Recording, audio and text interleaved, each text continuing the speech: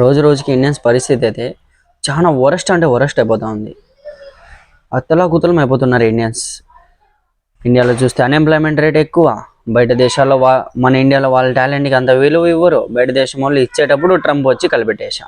ఇప్పుడు ఎవరండి మన ఇండియన్స్ అంతమందికి జాబ్స్ ఇచ్చేవాళ్ళు? ఇండియాలో ఉండే వాళ్ళకే జాబ్స్ లేవు. ఇంకా కొత్తగా అమెరికా వాళ్ళందరూ ఇక్కడికి వస్తే ఏం పరిస్థితి? నాకైతే అసలు ఏం అర్థం కావడం లేదు.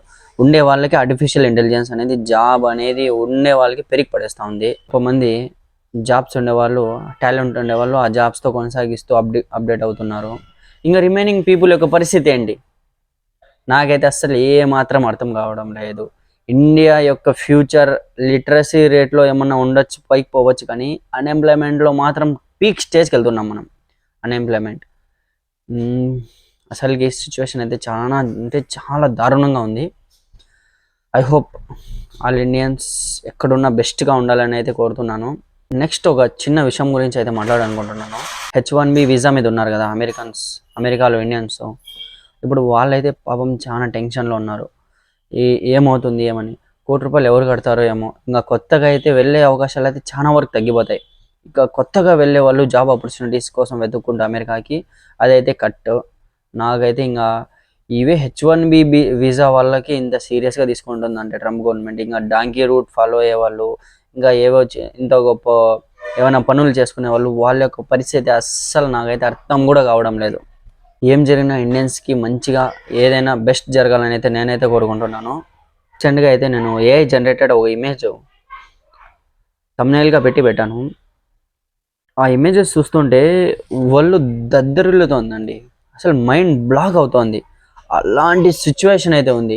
అసలుకి ఏ మాత్రం కూడా డౌట్ రాకుండా ఇమేజెస్ క్రియేట్ చేస్తుంది. అది ఇంపాసిబుల్, మనం కళ్ళతో పసిగట్టడం ఇంపాసిబుల్. అంటే అలాంటి ఇమేజెస్ ChatGPT క్రియేట్ చేస్తూ వస్తుంది. నాకు మాత్రం ఫ్యూచర్ ఏముందో బాగా కళ్ళకు అద్దినట్లు కనిపిస్తూ ఉంది.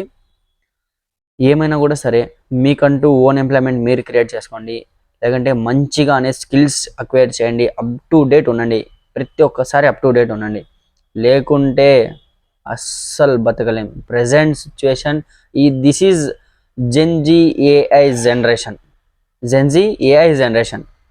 అంత టఫ్ సిచ్యువేషన్ ఇప్పుడు. ఐ హోప్ నేనైతే మీ అందరికీ బెస్ట్ అవ్వాలని అయితే కోరుకుంటున్నాను. స్కిల్స్ ఎప్పుడు అప్ టు డేట్ అప్డేట్ చేసుకుంటూనే ఉండండి. మరి ఇంకో విషయం ఏమంటే, మీరందరూ ఎవరైతే H1B వీసా మీద ఉన్నారో try to do your best. మంచిగా స్కిల్స్ అక్వైర్ చేయండి.